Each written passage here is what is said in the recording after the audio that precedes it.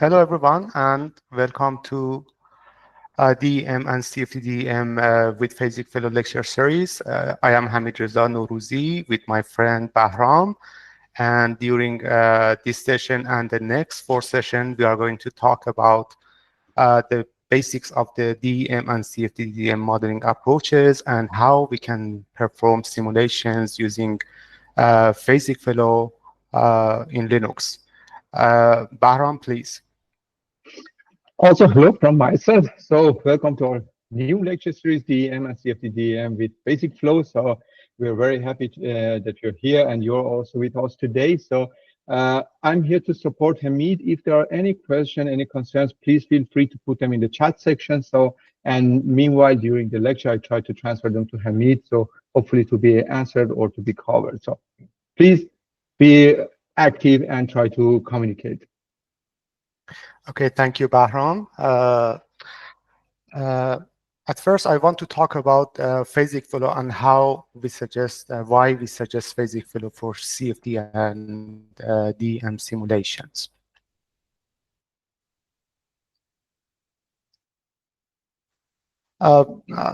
DEM is a powerful tool with high accuracy, and we are aiming to apply DEM for industrial scale simulations, but there are some obstacles. The first obstacle is the large data sets that we are dealing with in DEM. And this large data set requires a huge amount of memory, RAM, and a huge amount of disk space. The other problem with the DEM simulation is the very long computation time, which limits our ability to perform long time simulations. But there are some opportunities. During the last decade, the hardware for performing computation is growing at a very fast pace. And this is mainly due to the gaming industry and AI investments in this area. We have GPUs with huge amount of memory, with very high speed, with thousands of CPU cores or computational cores. We have multi-core CPUs that are available on desktop computers.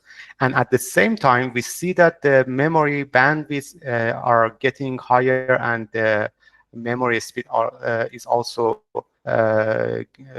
getting faster and faster. But there is something missing here. In the DEM and CFD-DEM simulations, we don't have a software that exploits this amount of computational power that's available for us. So we decided to develop PhasicFlow, and the philosophy behind the PhasicFlow was these items. First, we wanted to have a parallel code which is efficient, and this code is able to perform DEM and CFD-DEM simulations. The code should be executed on any kind of hardware, mainly CPUs and GPUs. So with the same code, with the same file setups, depending on the computational resources that you have, you may want to execute it on CPUs or GPUs. The design of the code should be flexible enough to enable others to extend the code for their usage. For example, if they have some new models that is absent in the code, it is designed in a way that they can easily add the model to their code and use it in the simulation. We wanted the code to be open and be accessible to everyone. So that's why we made it open source. So if you are in the industry, if you are in the academia, no difference. You can use it for your own purpose. But the only restriction is that if you are doing something with PhasicFlow, you just need to cite that, okay, we obtained these results, these conclusion using PhasicFlow. And we wanted to provide support for the users. That's why we provided documentations and tutorials. We are holding we are holding workshops, and also through GitHub, we try to respond to the issues that are coming from the users to solve their problems or answer their questions. So, Hamid, maybe I can ask a question. Can you please just summarize? So you did a very nice introduction. So can you maybe summarize it in just a single sentence? Why PhasicFlow? It's open source and efficient. Great. That's the reason. Thank you. And meanwhile, we also have a question, or basically a request in the chat. I just read it. So a problem that has been bothering me is how to treat flocculants. These particles interact with the multi-phase fluid and settle down the mixture into the separate layers. Would love your view on this. Okay, this is the topic. The fluid particle interaction is the topic that we are going to cover in session 4 and session 5. If it is possible for you, just keep your question for that session, and we will talk and go through all the concepts of the fluid particle interaction.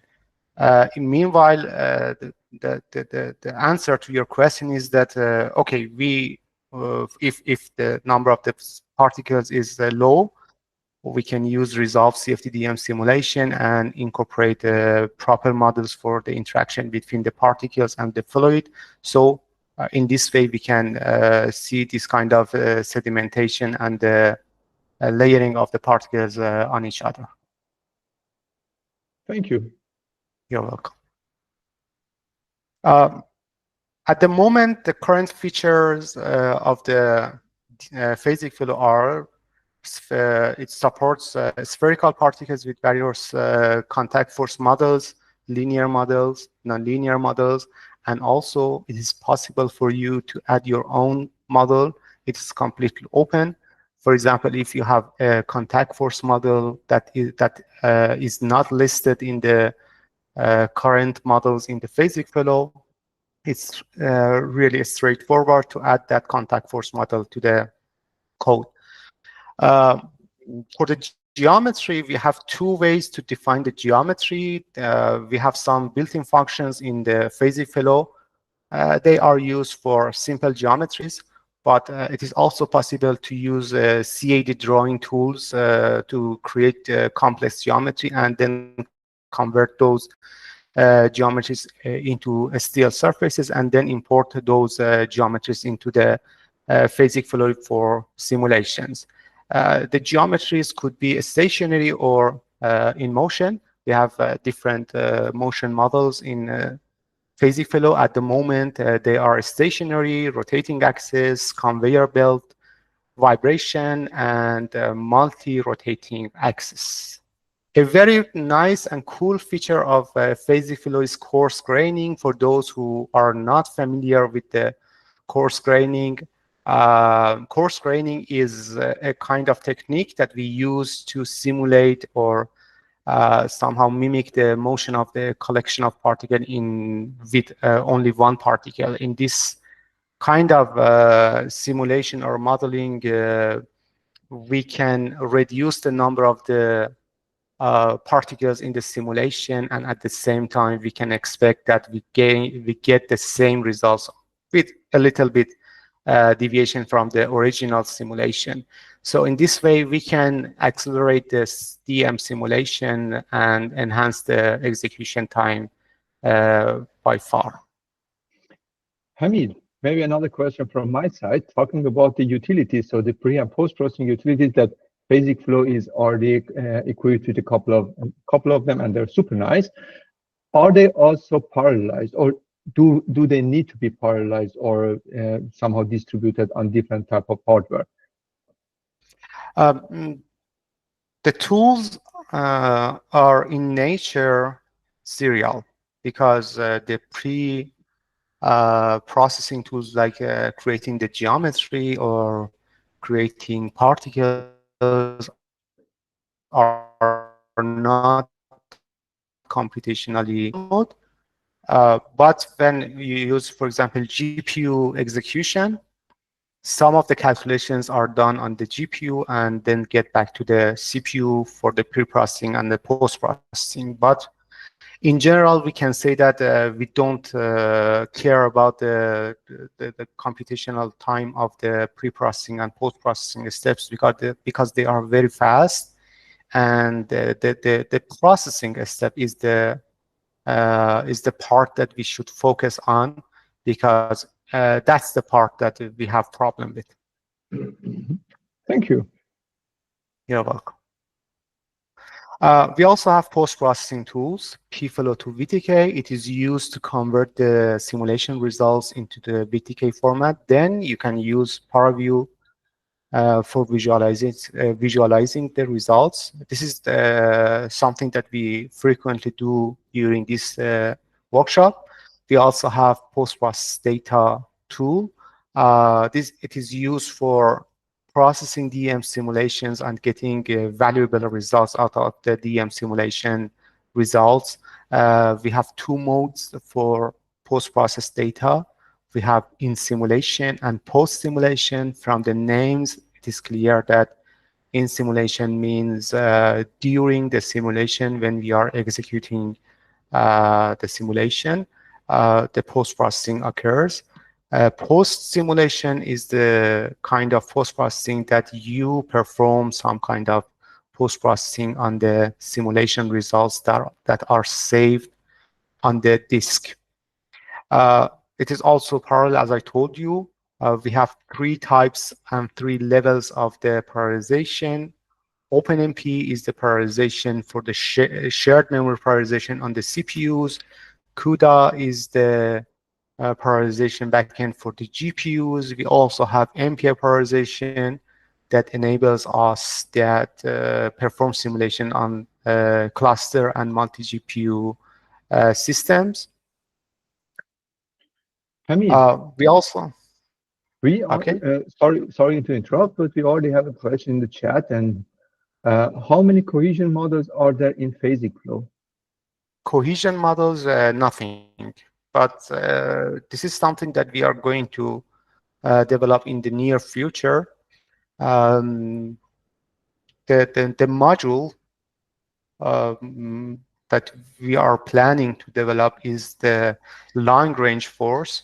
And through this long-range force, you can define van der Waals force, liquid bridge force, and electrostatic force, and other cohesion models that you may want to have. So just wait for near future. We are planning to perform this kind of development for the cohesion and, of course, in general, long-range forces. Yeah, and maybe also a point from my side, if you're not that patient or patient enough, maybe you can already take a look into the source code. I think the base stock for this development is already available in the source code, so you can start adding these type of models and forces to the PhasicFlow. And if you're also ready to share it with us, we would be very happy. After, of course, reviewing them, they can be added to the main code. Talking about that, Hamid, I also had a question about the parallelization, or better to say, can you explain a bit more about these different type of parallelizations that you mentioned, like OpenMP, MPI, and CUDA? So what are they? So of course, CUDA is going on the GPU, the other 2 are on the CPU, but what's the difference in a very simple language? Okay, OpenMP is a kind of parallelization that should be executed on the shared memory. While shared memory, it means that all the CPU cores should have access to the RAM. So it means that you can use OpenMP on a single computer, for example, on your desktop computer. So if you have 2 computers that are connected through some kind of intranet or internal network, then the CPU cores on the computer 1 does not have direct access to the CPU cores or memory on the second computer. So OpenMP is a shared memory that should be executed on a single machine or single computer. The same also applies for, of course, the execution model of the CPUs and GPUs are totally different, but for the GPUs, the same also applies. We have a shared memory that is shared between the computational cores of the GPU, and they all have access to that memory. But with MPI, the story is totally different. It is designed to be used as a tool for prioritization based on the distributed memory. What does it mean? It means that each processor has its own private or has its own memory, and processors or processes execute data through some messages that contain data. That's why we call it MPI, or message passing interface. So this is the prioritization model that we use for distributed memory. Even when we are going to perform simulations on a single machine using MPI, we again have different memories for different, or separate memories for each core. And these processes that are executing on each core exchange data through that messages that pass to each other. So when I'm dealing with a cluster which have a number of nodes, and on each node we have a computational node that may contain I don't know, maybe 32 or 64 cores, or it may contain a number of GPUs, then the connection between these nodes can be established using MPI at the top level prioritization, and then at the lower level we can have OpenMP and CUDA for the shared memory prioritization. This is the prioritization model that we follow in PhasicFlow, a kind of a mixture or a hybrid of the fine grain and coarse grain prioritization for DEM simulations. Thank you very much. You're welcome. Okay, we also are planning for new features in PhasicFlow. The first one, which I think that is very interesting, at least from my point of view, is chemical reaction and heat transfer. Since I have chemical engineering background, that's why I think that that's a cool new feature that we are planning to have in near future. We also are planning for non-spherical particles. We know that in real life situation, the particles are not spherical, and in many conditions, we may want to have non-spherical particles in the simulations. That's why we are also planning to have non-spherical particles in PhasicFlow. We also see that the geometry motion models that are already implemented in PhasicFlow are not enough for different applications. That's why we decided to add additional geometry motion models to the PhasicFlow. These are the new features that we are planning, and maybe in the next year, or maybe 18 months later, we will see these features in PhasicFlow. We talked about the performance of the PhasicFlow, and we measured the performance and somehow compared the performance of PhasicFlow with other available tools. We designed 2 sets of the benchmarks. The number of particles in these benchmarks varied between 250,000 to 80 million particles. We chose 2 different geometries: simple geometry, a rotating drum with 24 triangles on the surface, and a complex geometry, a helical ribbon mixer with around 6,000 triangles on its surface. We performed the benchmarks on different hardware. The first one is an old GPU, 1050 Ti GeForce, which is rather old and outdated GPU. For each second of the simulation, it took like 120 minutes for the rotating drum simulation and 180 minutes for the helical mixer. We also performed simulations on a mid-range GPU. Sorry, for the typo here. It was RTX 39. And each second of the simulation for 1 million particle simulation took 20 minutes on the double precision execution and took 10 minutes on the single precision execution mode. We also compared the performance of the PhasicFlow with a kind of high-end GPU, A100 ampere. And as you see here on A100 ampere, we could hit to 80 million particle simulation. And again, a very important aspect here is that the execution time on both CPU and GPU is linear with the number of the particles. This is very important because we should emphasize that the ideal for DEM simulation is that when we are doubling the number of the particles in the simulation, we should expect to have 2 times execution time. We also compared the performance of the PhasicFlow with a well-established commercial DEM software, the software that is in the market for over 20 years. For the rotating drum case, the PhasicFlow was 20% faster, and it also uses around 42% lower RAM. It means that on the same GPU, I can perform larger simulations with lower or shorter execution time. For the helical mixer case, the PhasicFlow and the commercial software has the same performance, but still and again, PhasicFlow uses 50% lower RAM for the simulation. Again, this enables us to have larger simulation on the same GPU.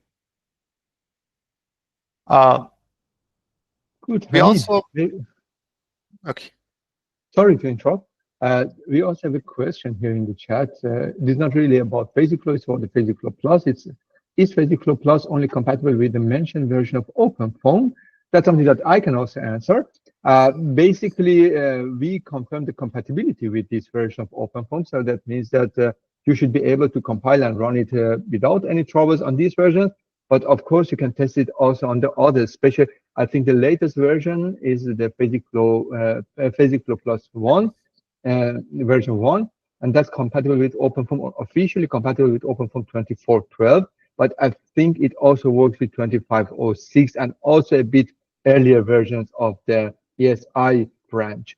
But what I can already confirm that it's not compatible with is the foundation version. So it's not really compatible with the foundation version, but we also have a second development that was in the PhasicFlow Plus 0.1. In there, it was also compatible with OpenFOAM version 9. But in the new releases, we shifted to the ESI, and it's compatible with them. Okay, can you explain why we shifted to ESI version? Yeah, that was not also a very easy decision for us. But for those of you who are already familiar with OpenFOAM and OpenFOAM structure, and have looked into the foundation version or the OpenFOAM version 9, 10, and 11, they have changed the structure of the solvers completely. So they tried also to make libraries or classes which are responsible for different functionalities in a solver and then call them in a solver. So that makes the development and extension of that code a bit troublesome or a bit challenging. But in the ESI, they still kept the old nice style of OpenFOAM. That's why we shifted to this. So for development of the new solvers, which is the main point that we need for coupling between PhasicFlow and OpenFOAM. So the solvers still have the traditional style. They still have the equations sitting in the main part of the solver and getting solved there. So it's much easier to adopt them, to add them, and to somehow make them compatible with the PhasicFlow. That was the main reason for this decision. Okay, yeah, thank you for your answer. And I should add this point that not only at the solver level, but they also changed the lower level classes. And We also try to be compatible with both branches, foundation and ESI, and we found it very hard to maintain the compatibility to both versions. So we decided to stick to the ESI version. And the Okay, other reason for and the ESI is that, sorry, the ESI has still the old structure. So that means that with minimum effort, if you're using an older version of OpenFOAM, with some minimum effort, you should be able also to adopt and compile PhasicFlow Plus for older versions, which is not possible with the yeah, foundation version. So sorry, please, Hamid. that's right. No problem. Okay, the question here is that how we can get and install PhasicFlow and force PhasicFlow Plus on your computer. About PhasicFlow Plus, we will talk about installation of the PhasicFlow Plus in session 4, I think. But here we have two materials for you to guide you through the installing PhasicFlow on your computer. The first one is the clip that we created and the tutorial that we created and uploaded on YouTube. Just search for install PhasicFlow on YouTube and you will find the tutorial there. Also on the official repository of the PhasicFlow on the wiki pages of the repository, you will find a tutorial, text-based tutorial that shows you how you can install PhasicFlow on your computer. To just show you where you can find the tutorial on the repository, here is the official repository of the PhasicFlow. Before I jump into the installation, I just want to mention that we have two branches or two repositories in the PhasicFlow page. The first is the PhasicFlow. This is the repository and the source code for DEM simulations. The second is PhasicFlow Plus, which is the code and software for the CFD-DEM simulations. In the PhasicFlow repository, on the wiki page, as you see here, how to build, we have two versions. The previous version, 0.1, and the new version, 1.0. You can find the installation instruction. And here you will see how you can install PhasicFlow on your computer. Just follow the instructions step by step.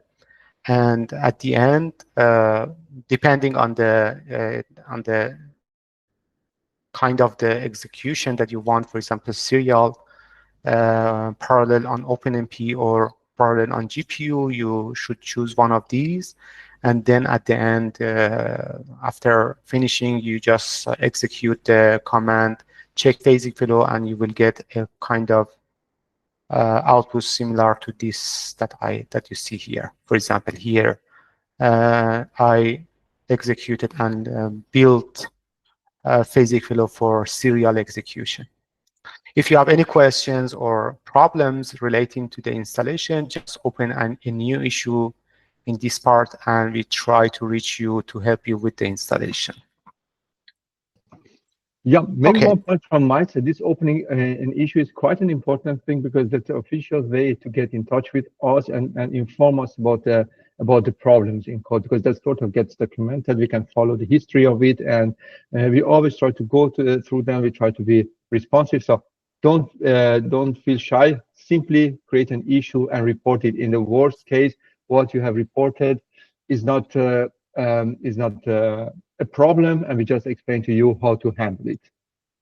If there's a problem, just open an issue. If you have any questions, just open an issue. If you have any suggestions, you open an issue. If you found a bug, which is very valuable for us, again, open an issue. This is the place that we can interact with each other and exchange experience and knowledge. Thank you. Okay. I think that's enough with the introduction, and we are ready to jump into the simulations. We assume that you already have PhasicFlow installed on your computer, and we are ready to start our first simulation. Today, I want to explain you how you can perform DEM simulation in a rotating drum.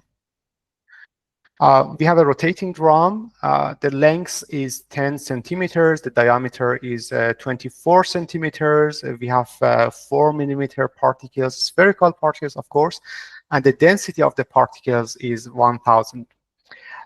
In the simulation side, we are going to perform 10 seconds of the simulation. The delta T for the integration and for the simulation is 10 powered minus 5 seconds, and we are going to use Adams-Bashforth fourth order integration method for the simulation. We should follow some steps for performing simulation. The first step is to define the particles. We define the name for the particles, the density of the particles, and the size of the particles. Here, we just only have one particle, but we can also have a range of the particles with different densities and with different sizes. This is really easy to define this type of these particles in the simulation. We also need to define the initial velocity and position, at least initial velocity and position of the particles as the initial state or initial condition for the particles. In the second step, we need to define the geometry. Two important things here are motion model, if it is rotating or vibrating or stationary, we define it here. And we also need to define the surface that represent the geometry of the container that we have in the simulation. For performing simulation, we look into the simulation settings. We look into the defining the domain for the simulation, and we use sphere GranFlow, the solver, for performing the actual simulation. In the post-processing step, we are going to use pflow to VTK to convert the results to the VTK format, so we would be able to visualize the results in the ParaView. Before I jump into the simulation case setups, case setup files, I want to explain a little bit about simulation domain. Simulation domain is a kind of cuboid that is defined with two kernel points, minimum kernel point and maximum kernel point.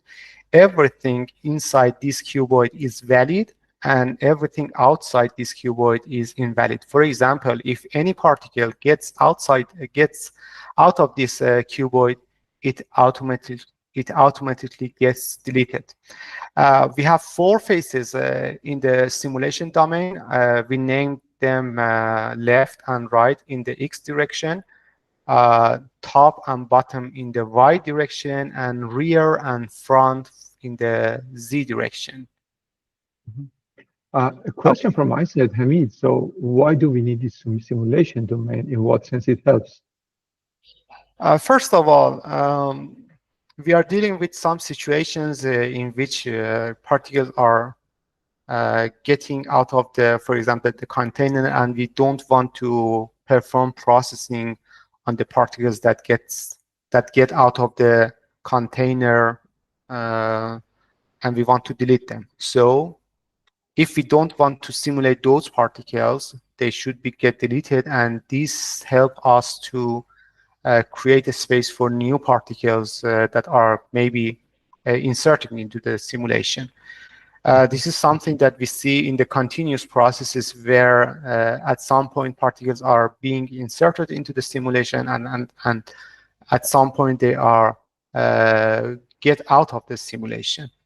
The second important thing here is that DEM is a kind of meshless simulation, but for some type of some steps of the computations, for example, contact search, we need to define a space for the code, and in this space, the code or the software searches for the possible contacts between the particles to calculate the long-range force, for example, or contact force and other related stuff. So that's why we should define a cube, a simulation domain, or a domain that that explains or instruct the code that, okay, you just need to search inside this space. This is your search space for particle contact and particle contact and particle wall contact. That's why we define a simulation domain. Great. Thank you very much. Meanwhile, we have also two questions in the chat. I try to answer one of them and I leave the second one to you. So the one that I'm going to take is that, is PhasicFlow only compatible with OpenFOAM? Isn't it possible to couple it with Fluent? Basically, in the official release that we have in the PhasicFlow Plus, it's just compatible with the OpenFOAM because of all the nice features and flexibility that this open source code offers. But of course, it's possible that you couple it with the other codes like Fluent, in case that you are familiar enough how to handle this exchange between Fluent and PhasicFlow. On the PhasicFlow side, it's rather easy because the code is open. So you see what type of data formats, what type of information is required. But on the Fluent, it might be a bit more challenging. But so just to summarize it, no, we don't offer it. But yes, it's possible you can do it, or it should be doable also from your side. It's much easier with the other open source codes, but with such commercial code, it should be, generally speaking, possible, but it's a bit more challenging. And regarding the second question, is it possible to somehow list all of the available, for example, integration models, like in OpenFOAM via banana method? Yes, it's possible, and we are going to use that for listing the available options on in different parts of the code. Sometimes I myself forget some features that we developed in the PhasicFlow. So since I'm very lazy, I just use the banana method to list all the available options to remember what we have in the code. Of course, the other method is to go through the documentation of the code, or even the code itself, to see what is available and what is possible using the code. But again, the banana method is the straightforward and the easiest way, at least, to get the list of the available options in each part. Yeah, basically, for those of you who are also familiar, with OpenFOAM programming style, we are using a similar thing as the runtime selection tables in OpenFOAM. So that's also a similar style here. That's why this banana thing also works here. But I think Hamid is going to demonstrate it in a short one. Just for your information, Hamid, we have around 35 minutes. So 35 minutes. Okay, yes. Let's go to the simulation. At least we can finish one simulation in this session. Today we are going to perform a very simple simulation using PhasicFlow. We decided to perform simulation, rotating the RAM simulation. On the source code folder, let me just open a new window here. On the source code folder, PhasicFlow version 1, we have a number of the folders. The most important folder in this class is the tutorial folder, and we talk about the simulations in this folder for this lecture series. So we look inside this folder many times.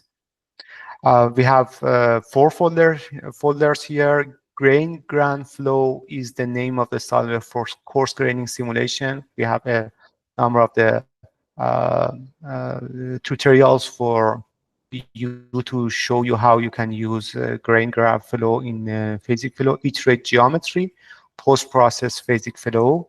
This is the topic that we are going to cover in the 3rd session. And Sphere GrainFlow is the solver for the spheres. Here we have a number of the tutorials, and each tutorial has a README file. In the desktop version, this README file is something like this. I think that this is something that you don't want to see in the desktop version, but if you go to the online version of the code, tutorials, The same folder structure also can also be found here. Sphere gram flow. For example, this one that we are going to simulate here, rotating drum.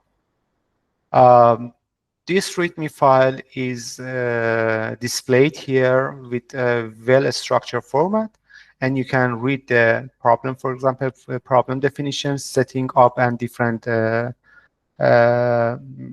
steps that you need to carry out to perform the simulation. We also provide some explanation on different parts, for example, how we can create particles, how we can create geometry, and so on. So if you are not familiar with the PhasicFlow and you are new here, I think these materials that are available on the tutorial, on the repository, will help you a lot. Like always, we do not change anything in the original source code. We just copy what we want and paste it somewhere else. And okay, I just copied and pasted the simulation case setup on my desktop on stop folder S1, and then you see rotating the RAM small here.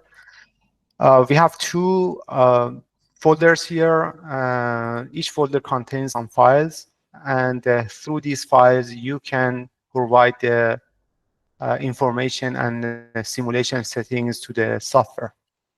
The first one that I'm going to talk about is the domain dict, but which defines the simulation domain. This is somehow similar to OpenFOAM when we are interacting with the source code. As you see here, we have two dictionaries, global box, which defines the actual cuboid with minimum and maximum coordinate points defined here.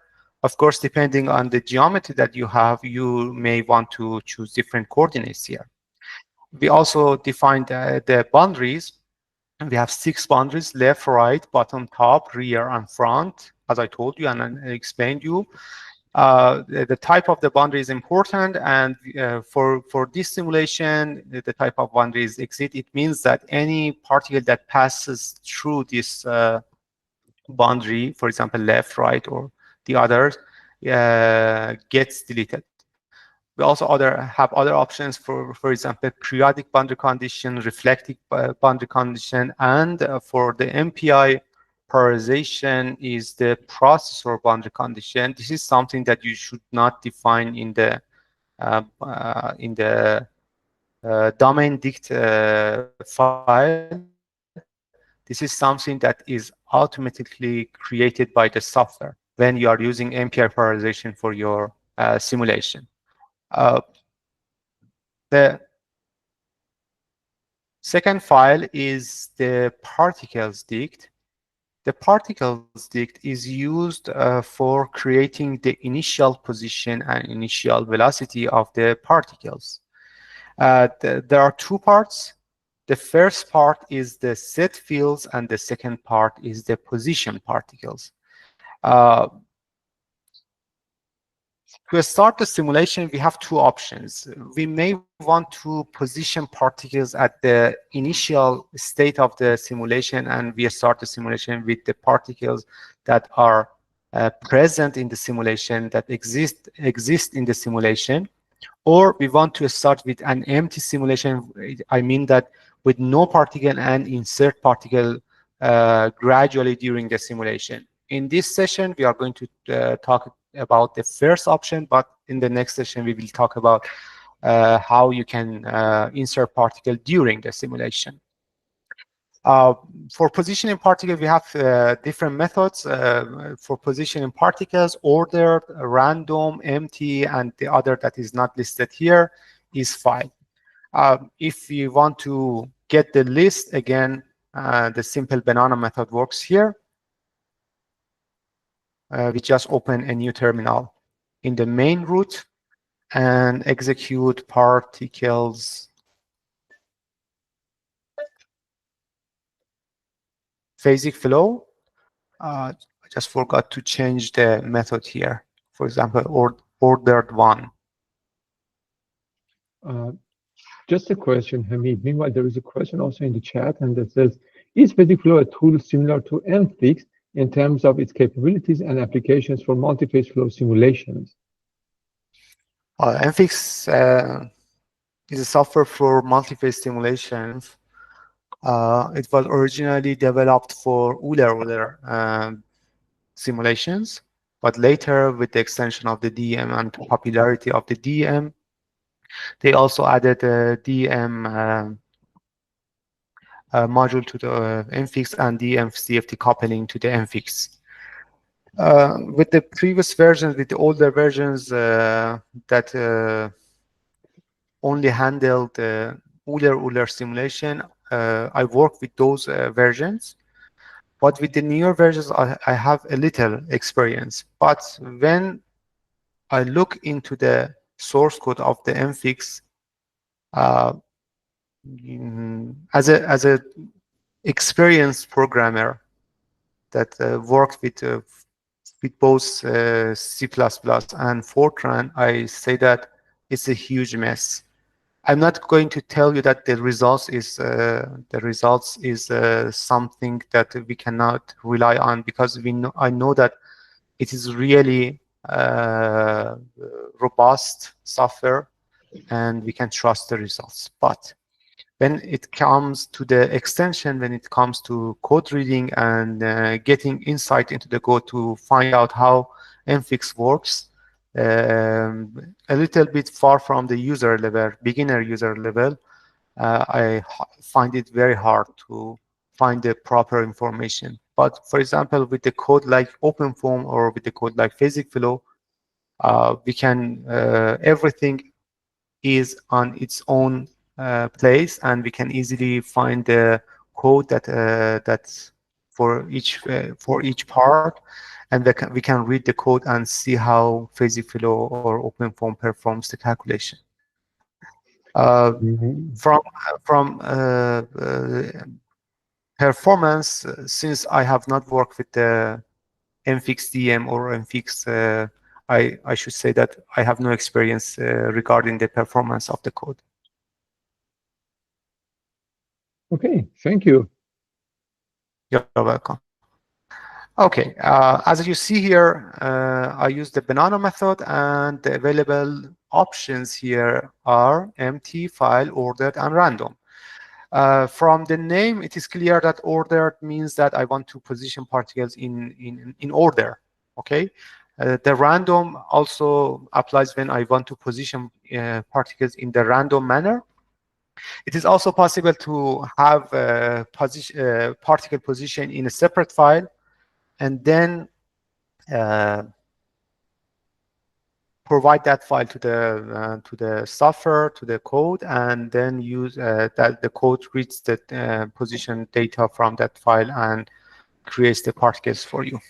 Here we are using position ordered position, and in the ordered info dictionary we should define some parameters.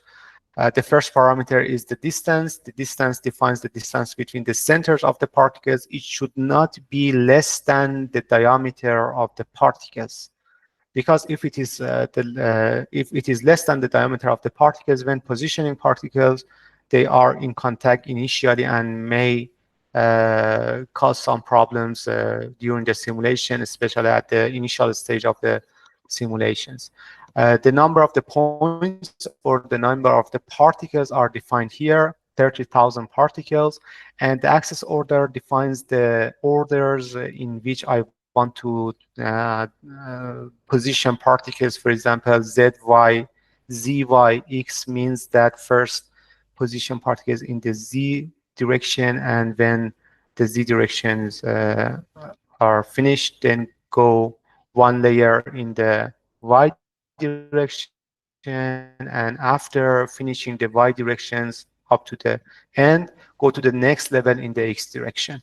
So this is something that you may want to change depending on your condition that you are dealing with. We also need to define a region for positioning particles. We have 3 regions: cylinder, sphere, and box. Here we chose box, and in here in the box info dictionary, we need to define 2 corner points for this box here. It means that all the particles that are going to be positioned in order should be inside this box. So again, the coordinates depend on the position, the problem that you have in your hand. Okay, let's just start particles PhasicFlow. And as you see here, it is executed. The initial fields are set to the values that I defined in the dictionary, and then they are written to the 0 folder. Let's have a look inside the 0 folder. As you see here, this is the new folder that is created. And these are the files or the fields that I defined for the particles. Let's have a look inside the set fields dictionary. Here we are defining the default value or the initial value for the fields. The initial value for the velocity is 0, for the acceleration is 0, for rotational velocity is 0, and also the name of the particles or the shape name of the particles. We are defining particles through shape names. I will have a look at the shape dictionary later. But just remember this name here, sphere 1. This is the name that we assign to the particles in this simulation. Okay, the next step is the geometry creation. In the geometry dict, we have 2 parts or 2 dictionaries. The first dictionary or the first part defines the motion model, and the second defines the surfaces. The drum consists of 3 different or 3 separate surfaces: the cylinder itself, the shell of the cylinder, and 2 end planes, wall 1 and wall 2. Okay, the cylinder, the type of the type of the surface is cylinder wall. The cylinder wall is defined by 2 endpoints, P1 and P2, and 2 radius 1 and radius 2. Radius 1 is the radius of the cylinder at point 1, and radius 2 is the radius of the cylinder at point 2. It means that in addition to the complete cylinder, I can also have a kind of cone geometry in the code. We should also assign 2 other properties, the parameters. The first one is the material name, or the material that is defined for this wall, and the other is the motion component name, which is rotate axis. We also have 2 end planes to somehow close the endpoints of the cylinder. The type of the surface is plane wall. A plane wall is defined by 4 points: P1, P2, P3, and 4. These are the coordinates of the corner points of the plane wall. Again, material and the motion model name. This is the wall at the rear part. This is the wall in the front. And again, the same also applies here. The coordinates of the corner points, the material name, and rotating and motion name.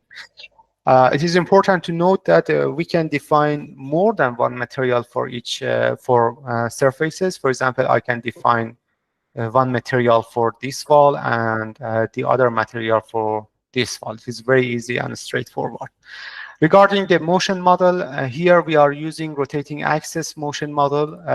This motion model is defining an axis, and the geometry is rotating around this axis.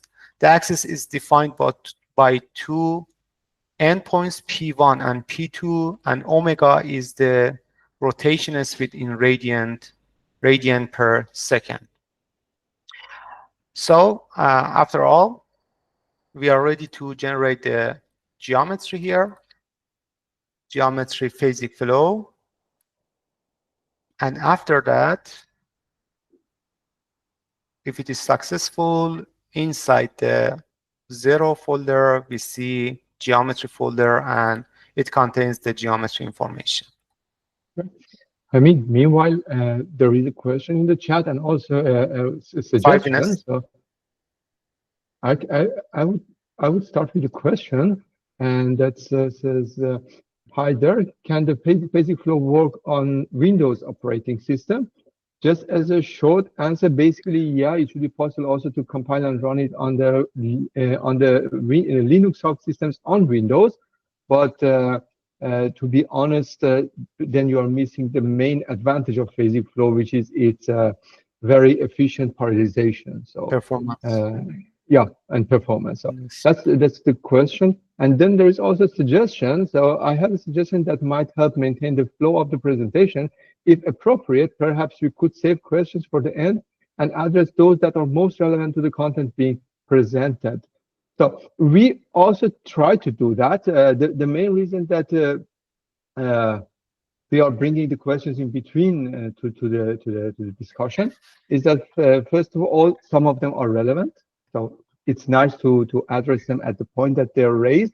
And the second point is that it gives also the presenter, in this case Hamid, a few minutes or a few seconds that he can sort the things, also prepare his files or these things. So, but Hamid, maybe you also want to add a few words on that.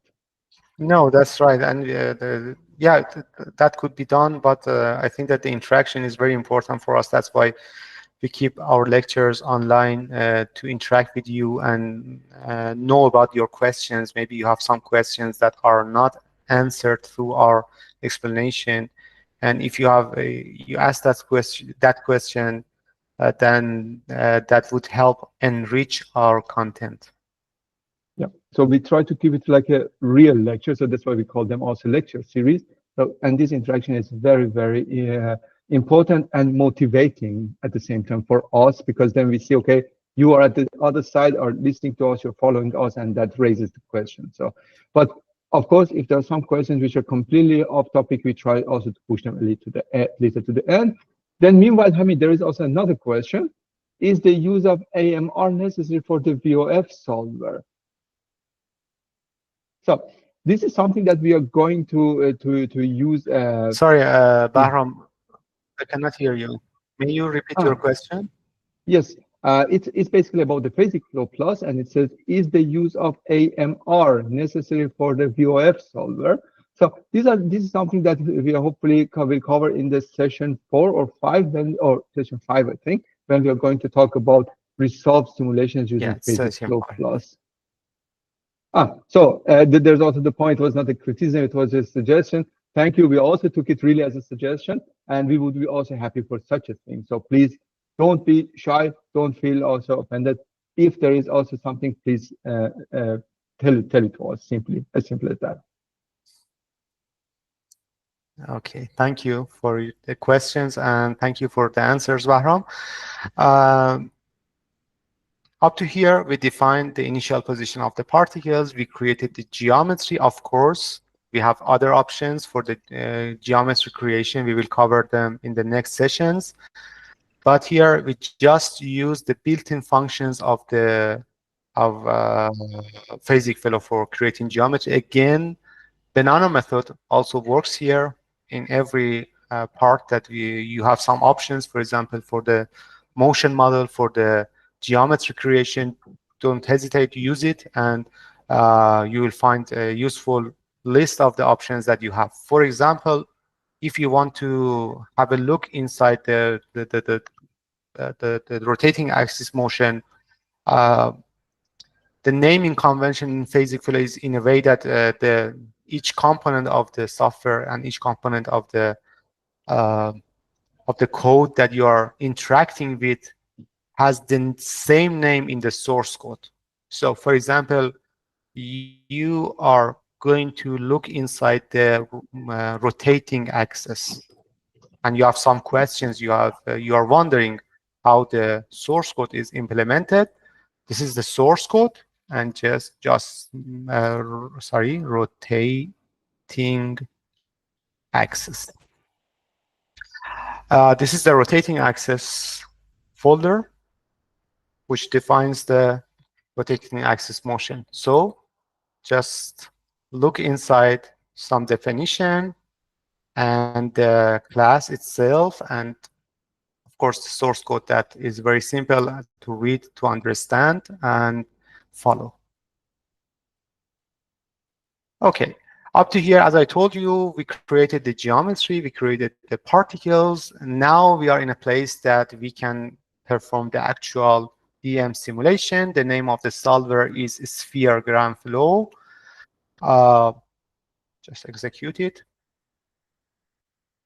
Okay, let me just change something here. Since I'm streaming, I'm using some CPU cores on my computer. I built PhasicFlow for OpenMP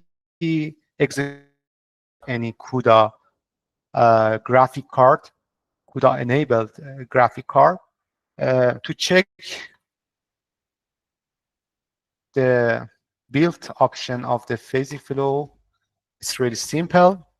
Just check PhasicFlow. As you see, it is built for OpenMP execution. So I'm using parallelization on CPU. But since I'm using streaming, and I'm streaming one or two threads, or at least one core of on my computer is dedicated to the streaming, to somehow avoid the slowdown of the execution, I need to restrict the number of the threads in the OpenMP. I have 4 cores on my computer, 8 threads dedicated for the streaming. So I have 3 cores free for computation, for 6 threads for parallelization. So if you want to define the number of threads during the execution, it's really easy. Just write OMP. The original command is Sphere GranularFlow. That's it.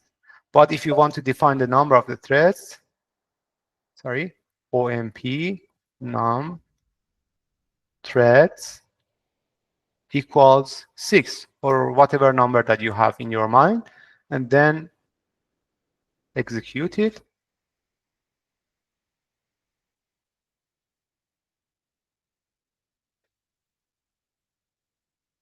As you see here, all the CPU cores are active.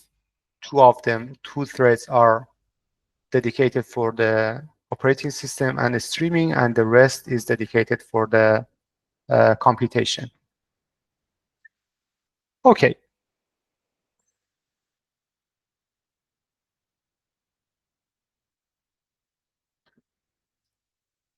We just should wait for the results, but since we don't have enough time for simulation to complete, I already performed simulation elsewhere. Let me just. Yeah. So Hamid, maybe meanwhile, since you're trying to find them, you're right. We have around 10 minutes in the session. I had a question. Is that possible that if you don't fix this number of threads, that all the threads on your computer gets used and your computer gets frozen?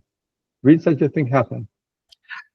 No, I think that with the modern operating system that we have on today's computer, this is something that we don't see with the parallelization. But for example, let's compare this one. Since, as I told you, if you are doing only computation on your computer, I highly suggest you to go with all of the threads or CPU cores that you have on your computer. But if you are doing something else on your computer, and that work is using some resources on your computer, then using all the CPU cores or threads on your computer is not a good suggestion, because some threads should wait for the computation of other threads to complete. This is somehow creates an ideal situation for the threads, for the CPU cores, and this is not something that we want to see. But let's suppose that I I would have not restricted the number of the threads. Oh, this is not the sphere ground flow. Then we can see that actually it is, we can feel it even without precise timing, that this type of execution is slower than the previous one. Since, as I told you, I am streaming, and streaming is using a lot of computational resource on my computer. So that's why the simulation, even I'm using all of the threads, but the simulation is slower.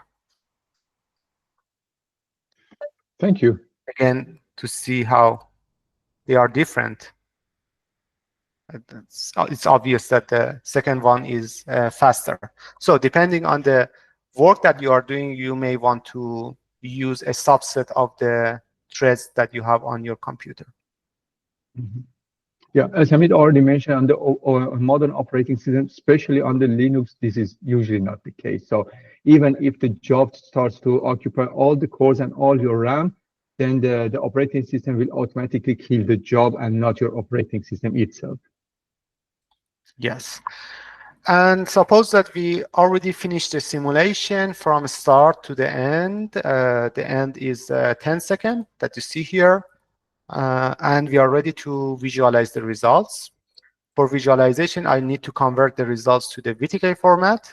For that, PhasicFlow to VTK is the tool that we use. We also provided a help for that. We have some options here. Every tool in PhasicFlow has a help. You can just use the flag help to see the options. For example, the version is not important, description is not important. No geometry, it means that do not convert the geometry in the VTK format, no particles the other way around. Binary, which is important, converts the results to the VTK format in binary format. And I may also want to define or override the default folder path for the VTK files. This is also possible. -S or separate surfaces means that if I have more than one surface here, I have 3 surfaces, and I want to convert them into the different VTK files. It is possible through this, and the fields that I want to convert, the particle fields, and the time span for the conversion. These are the options. Just look through them and use the options as you want. Here, I just want to PhasicFlow minus binary, sorry, and the fields. If you press tab for 2 times, it lists all the particle fields for you for conversion. I want to, for example, use ID, diameter, and maybe velocity. These are the fields that I'm going to convert. This is something that I highly recommend you, because when you are doing the DEM simulations, the size of the files is very large, and the conversion may take several minutes. But by doing this, by selecting the fields, by selecting the binary, the conversion process is gets very fast. Okay.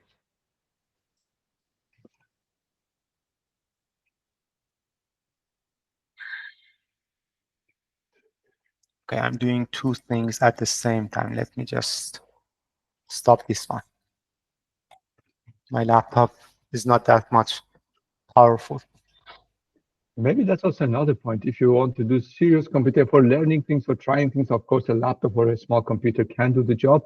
But for serious DEM or CFD-DEM stuff, try to move to also a bit serious hardware. So a simple laptop with 1 or 2 cores is not for doing industrial projects. And generally speaking, usually for long-term simulations, for heavy simulations, a desktop performs better than a laptop because it has better cooling, it has higher performance components usually built into it, and such things. So, and price-wise, they might be the same. Sorry, Hamid. No problem. The speed of the CPU core on my laptop is 1.8 gigahertz. It's really slow, but for my daily use, it's okay. But for the computations, it's not okay, and it takes a lot of time to compute or to perform CFD or DEM simulations.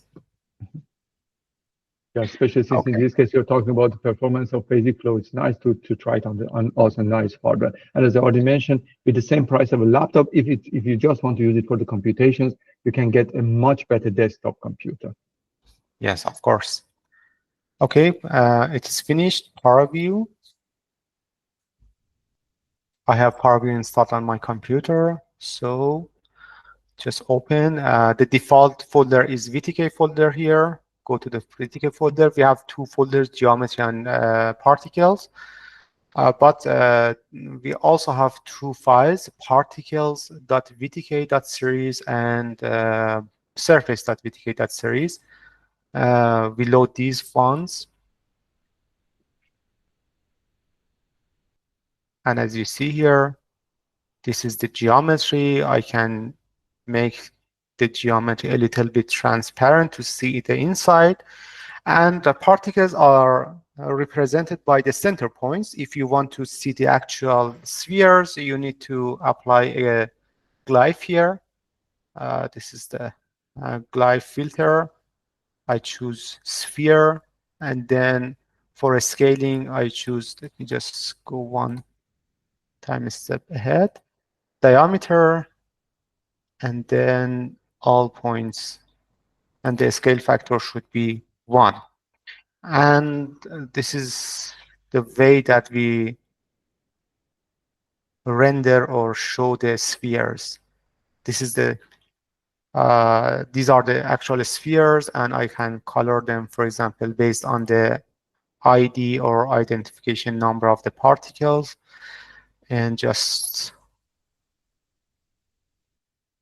okay, since, as I told you, since my laptop is not very powerful, again, the rendering is also very slow.